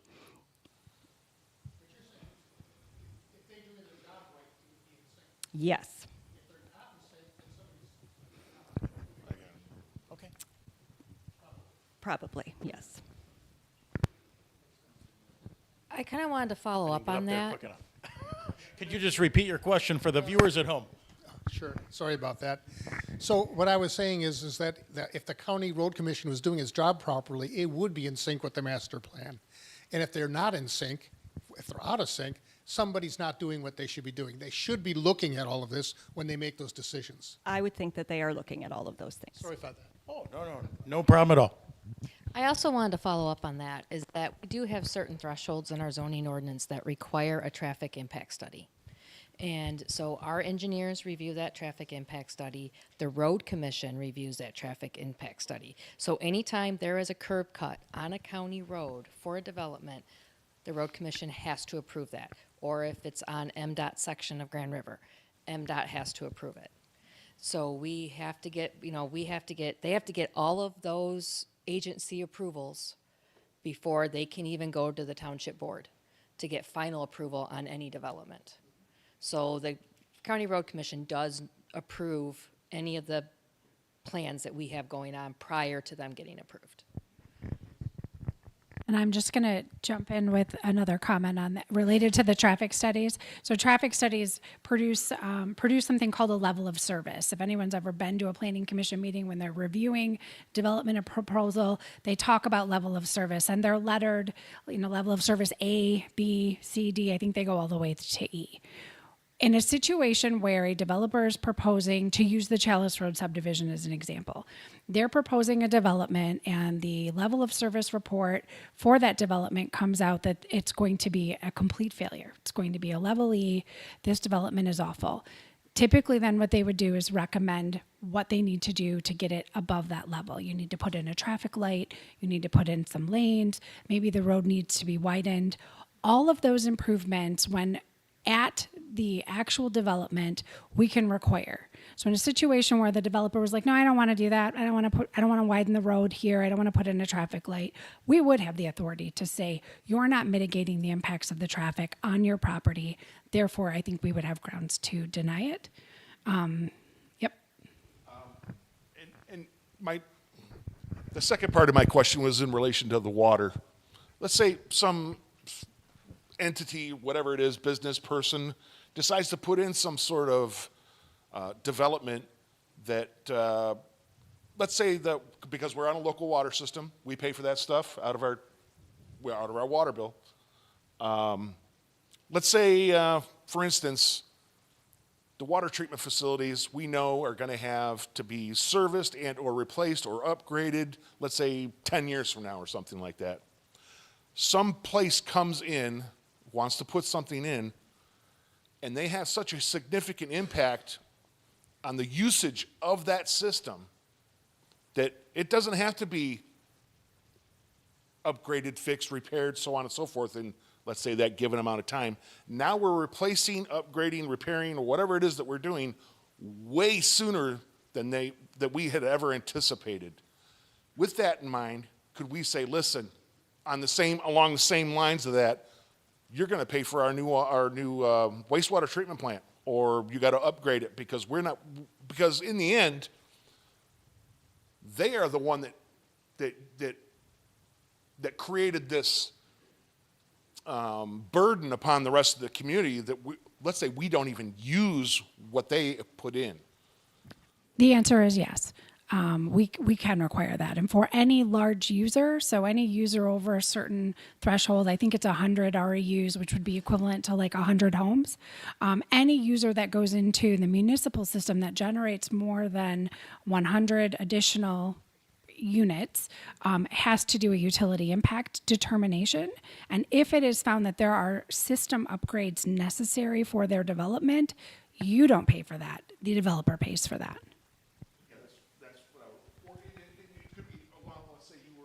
Chalice Road subdivision, if you're not going to put this traffic light in, if you're not going to go by these recommendations that we need to bring it up to par, that we could say, no, not going to happen. Yes, actually the Legacy Apartments project up here at Grand River and Door Road, there were pump station upgrades, not on their site, but further down in the system that needed to be done in order to facilitate their development, and they had to pay for that.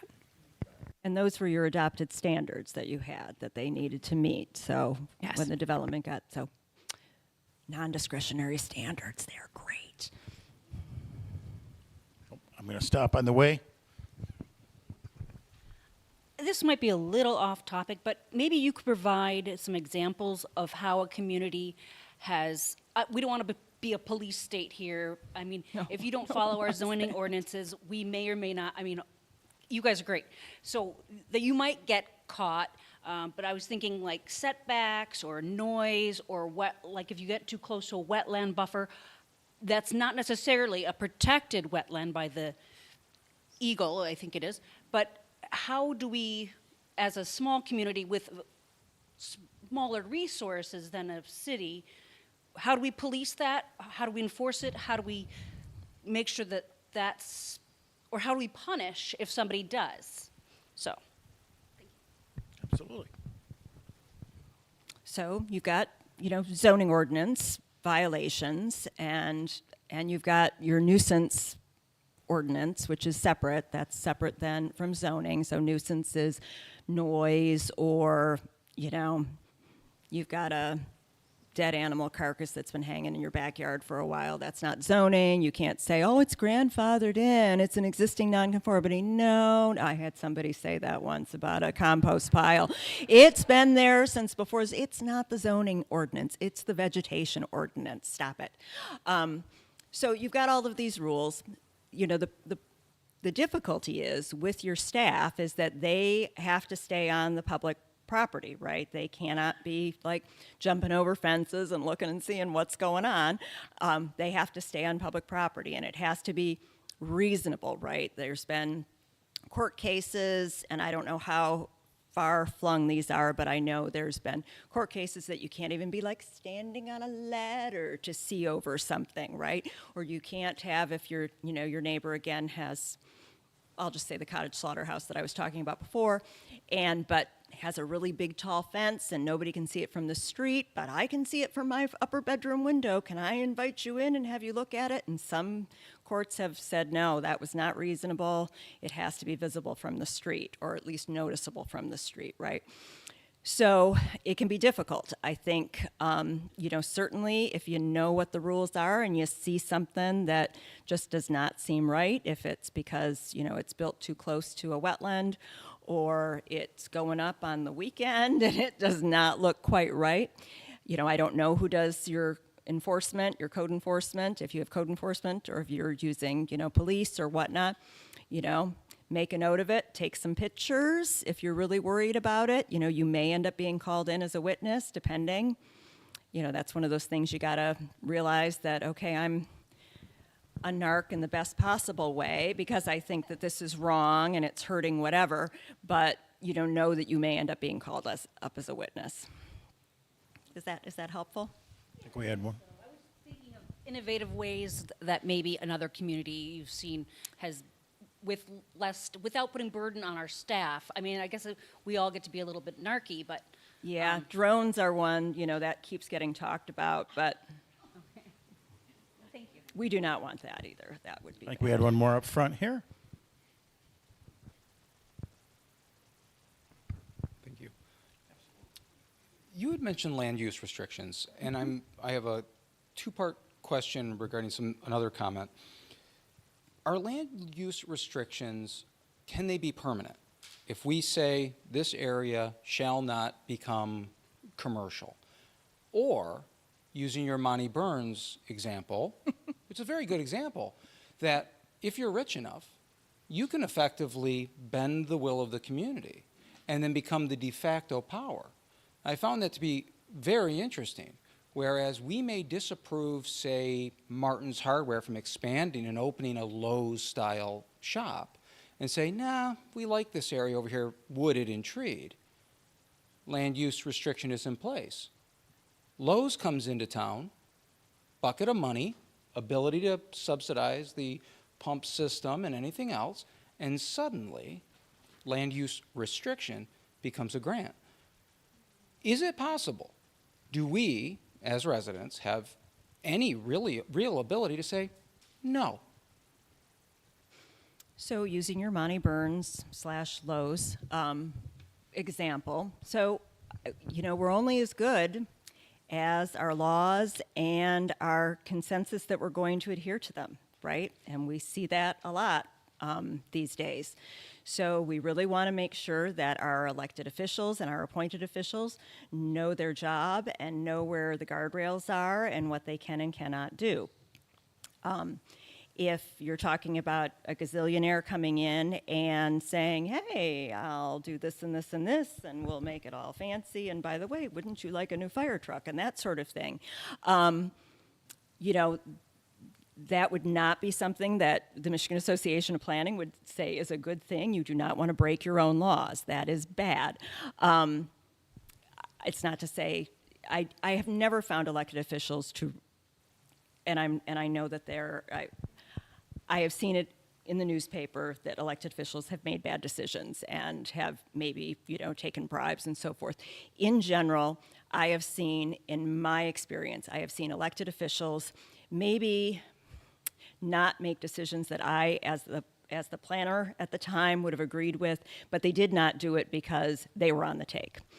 They did it because they thought it was the best thing for the community. So to summarize, I think So you're I supposed to think- follow your own laws. okay. You And I should think follow that's- your own laws. So what we'd be saying is the effective answer is no, there is not necessarily a permanent solution. The best solution would be to be as active as possible in the governance, make sure we're going to the meetings and keeping an eye on it. Well, and I think assume good intent of your elected officials who you guys elected, and your staff who, no one goes into local government to make a lot of money. I mean, they do it because they really want to make the community a better place, right? It's important to them. It's important to them to have this whatever square mile piece of the planet be the best place that it possibly can be, and that they're doing the good work. And I think that's true for all elected officials. You're coming here on a meeting you could be doing other things on a Tuesday night, but or a Thursday night or a Wednesday night, but here you are doing very important work. So I think. If Monty Burns comes in and wants to buy up, the really important, Old Acre Woods and put in something, I think it would probably be a very iterative process where he starts whispering in everybody's ear and starts building up discontent and maybe get some other folks to run against the elected officials. I think it would be a very iterative process. I don't think that it would be a one and done. It would take a long time, and eventually you might find, new people have moved in and maybe they don't like that woods so much anymore. Because again, nothing, change is inevitable, right? And so that woods might not be as important, but I think you're not going to find Monty Burns coming in and, giving everybody a new fire truck. Did that answer your question? Okay, you're welcome. Anybody else have any questions, concerns, comments? Let me see if on my notes I got any good ones here that I want to know the answer Any to. gotchas? Could you explain just in a little more detail, like the situations where, something only requires staff approval? It doesn't have to come before the Planning Commission or the board versus projects that need to come before the Planning Commission or the board. Yeah, so those are kind of nice, right? Because when you think about the deck or a shed, right, you don't have to go before the Planning Commission or the Township Board and plead your case on the shed or the swimming pool. You have non-discretionary standards. The pool either complies or it doesn't comply. The shed either complies or it doesn't comply. It gets reviewed by a very capable staff person that looks at the standards and says, yep, it's good to go. You've got your zoning certificate or your zoning approval, and then you go to Livingston County and you get your building permit. You can expand that. It doesn't have to just be for sheds and, a one-off detached dwelling unit or a swimming pool, for instance, or a garage or a pole barn or whatever. It can be for other stuff. So it means that you have to have very detailed standards for your planner or your zoning administrator and then the building official at the county to know, okay, this is what this needed to be approved at. So at the Michigan Association of Planning, and I'm sure you guys are seeing this as well, we haven't built enough housing in the state of Michigan since 2008, really. And so we're trying to look at ways to, no one wants to put up a 60, story apartment building, but ways to have like maybe a duplex fit in, or maybe, a quadplex or something like that, something that looks like it belongs in the neighborhood, but is just what we call gentle density. And so what we have found is that in a lot of communities, duplexes, a triplex, a quadplex, something that's got 4 units, sort of like where Mary Tyler Moore lived. I'm dating myself. Mary Tyler Moore, Mork and Mindy, something like that. That requires like a special land use approval, and everybody within 300 feet gets notified, and people worry, and so we're not finding that a whole lot of duplexes are getting put up. And so what we're arguing at the Michigan Association of Planning is that, like, let's say a duplex or a quadplex or whatever, think Mary Tyler Moore, if that gets proposed and it fits in with the residential uses around it, we don't want something ugly. We want that gold platinum standard. How about if we allow that by right, just like somebody building just a one dwelling unit being allowed? So those are kinds of those things that are just sort of just slightly more intensive than what is allowed by permit anyway, and just allowing staff to do that. So again, you don't have a long meeting, you don't have a lot of worry about something that again has already met the standards for traffic and all the other standards, and that it can be approved. We've all agreed, because we had a master plan session, we've had zoning ordinance sessions, we've all agreed that this is okay, and we're not going to put our neighbor, Cookie Monster or Bert or Ernie, through the ringer because they want to build this one thing. So that is what by right development is. Excellent. Thank you. So real quick, I'll put you guys on the spot. I'd like to explain for the residents how it is, the timeline, the process, how it goes. So I bought a piece of property over here, and I want to put a bakery. I love my sweets. We're going to build this great cookie store here. And Donuts. so I'm going to build this. So how is this going to work? How am I getting my cookie store? I'll just go through what we will meet when we talk to someone that just calls in. A cold call comes in and says, this is what I want to do.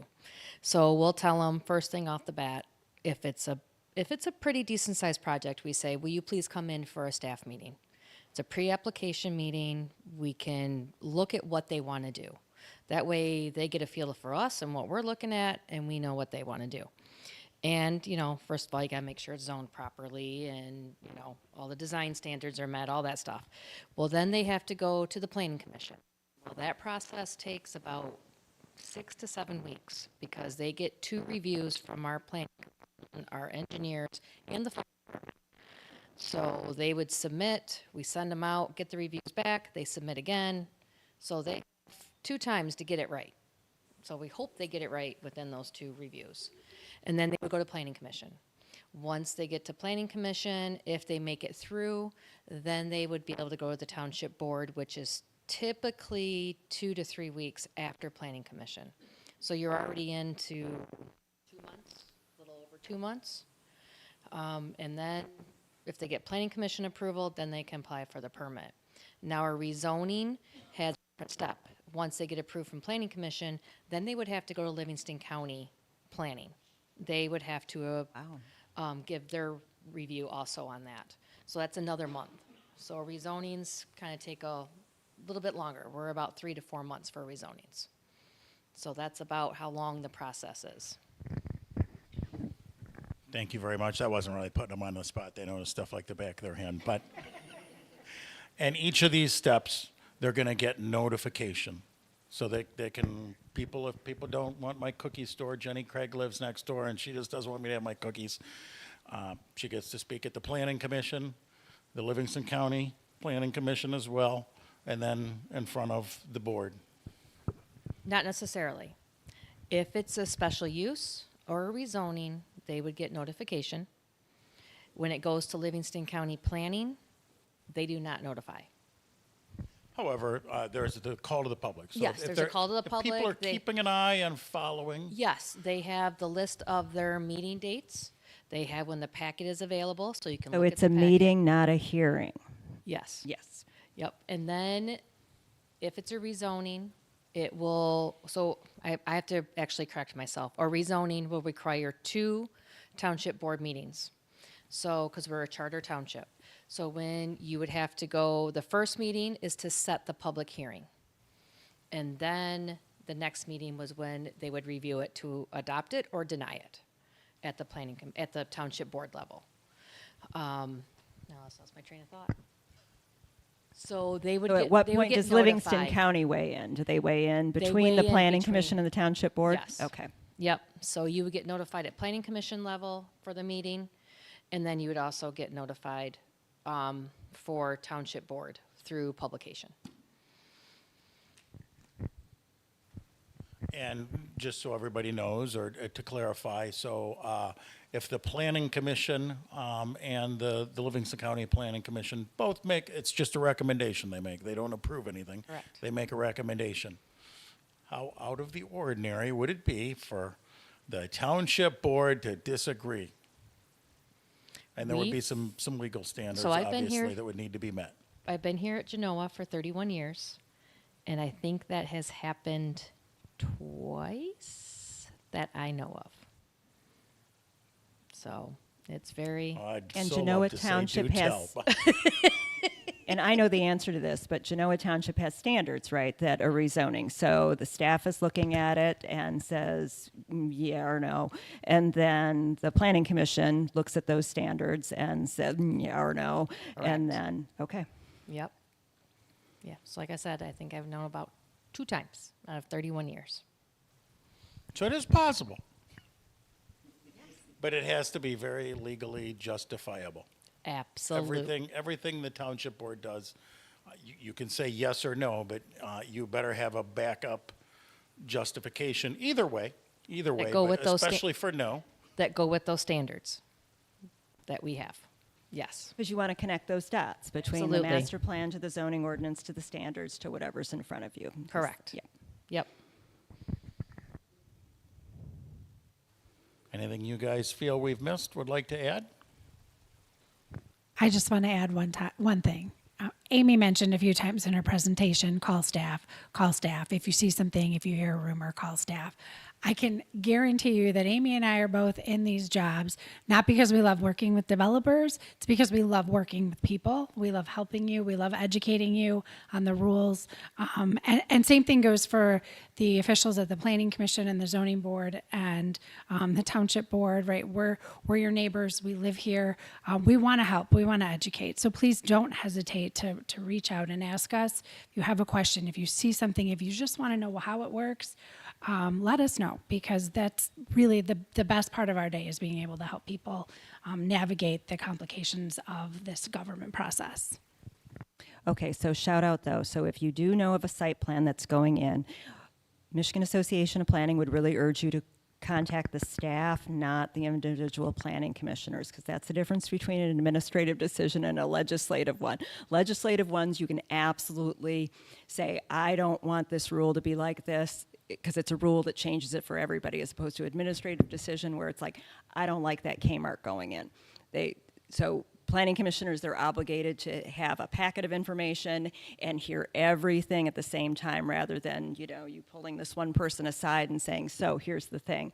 That's called an ex parte contact. So if you have a concern about, again, the Kmart going in, contact staff. They will absolutely be able to tell you what's what and answer your questions and really allay fears, right? So that you're not up at night worrying about, how awful this development is going to be. They can really go through the process with you and say, these are the standards. This is what it looks like.